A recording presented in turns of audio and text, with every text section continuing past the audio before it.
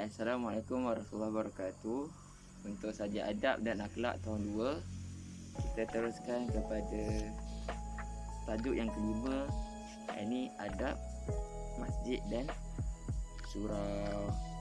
Jadi firman Allah Subhanahu wa taala, a'udzubillahi minasyaitonirrajim, innama ya'muru masajidallahi man amana billahi wal yaumil akhir.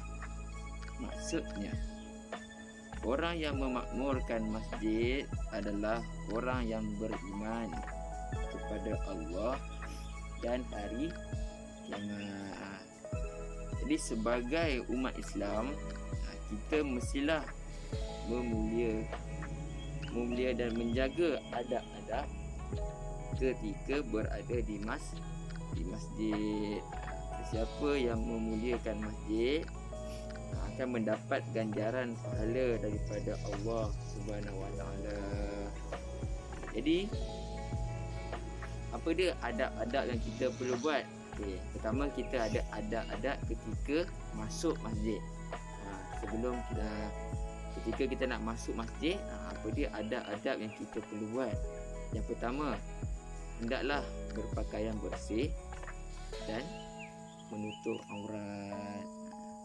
Yang kedua, membuka kasut atau selipar. Ini bertujuan untuk menjaga kebersihan masjid. Yang ketiga, masuk ke masjid dalam keadaan yang berwuduk. Masuk ke masjid dengan langkah kaki kanan dan baca doa masuk masjid. Ini Bismillahirrahmanirrahim. Allahumma ftahli abwaaba rahmatik. Maksudnya, ya Allah, bukakanlah bagiku pintu-pintu rahmatmu.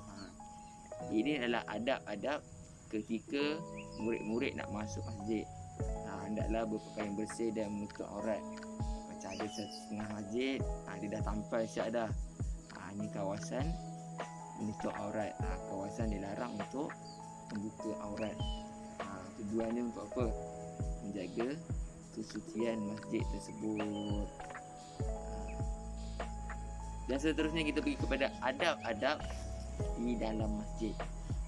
Dia dah masuk masjid, apa dia adab-adab yang murid perlu jaga dan perlu buat? Sebelum duduk, dirikanlah solat tahiyatul masjid. Tujuannya untuk apa? Untuk menghormati masjid. Yang kedua, berniat i'tikaf. Waktu i'tikaf fil masjid lillahi ta'ala. Saja aku beriktikaf dalam masjid kerana Allah Ta'ala. Dan seterusnya, janganlah mengganggu jemaah lain beribadat. Maksudnya jangan melakukan perkara-perkara yang bising sehingga mengganggu jemaah-jemaah lain jemaah yang lain yang sedang melakukan ibadat. Seterusnya, duduk dengan sopan dan tertib, tidak membuat bising. Bila kita buat bising, kita akan mengganggu jemaah-jemaah yang lain. Sentiasa berzikir kepada Allah Subhanahu wa taala. Itu adalah adab-adab di dalam masjid yang murid-murid perlu buat. Seterusnya, adab-adab keluar masjid. Tadi kita dah masuk masjid, kita dah ikut adab-adab. Di dalam masjid pun kita dah ikut adab-adab tadi. Dan sekarang adab keluar masjid. Yang pertama, bersalaman dengan jemaah yang lain. Memberi salam kepada orang yang masih berada di dalam masjid. Berjalan keluar dengan sopan. Keluar dengan langkah kaki kiri sambil membaca Allahumma inni as'aluka min fadlika. Maksudnya, wahai Tuhanku, sesungguhnya aku bermohon kelebihan-Mu. Ini doa keluar masjid.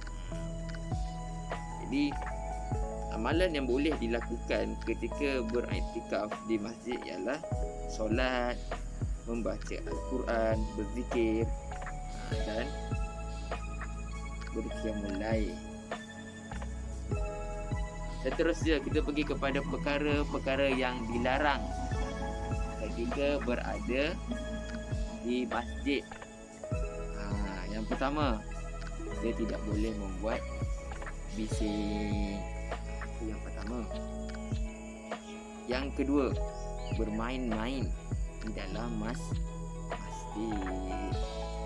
Yang ketiga, berbual perkara-perkara yang tidak berfaedah. Ini berbual tentang perkara-perkara dunia. Tak elok kita sembang perkara-perkara sebut di dalam masjid.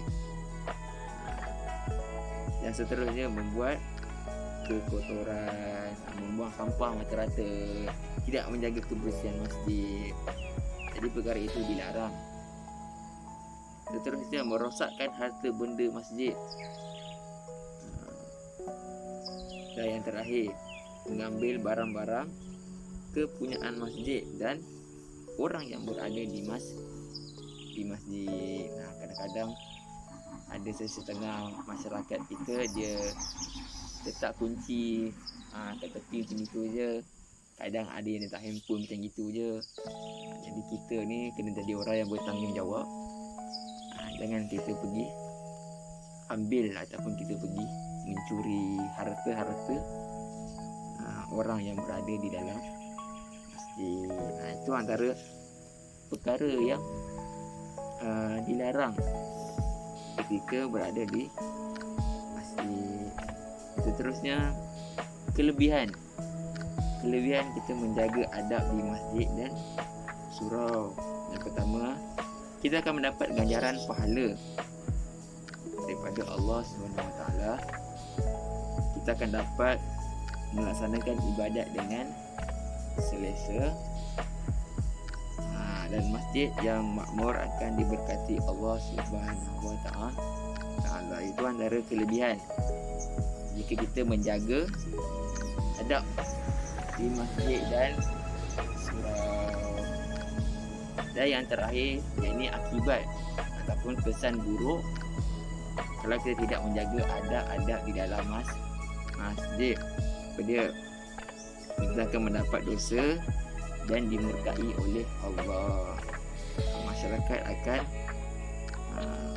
berpecah belah. Masyarakat tidak akan suka kepada kita kerana kita ni tidak menjaga adab, kita tidak mempunyai adab. Dan daripada situ akan memutuskan hubungan silaturahim sesama masyarakat.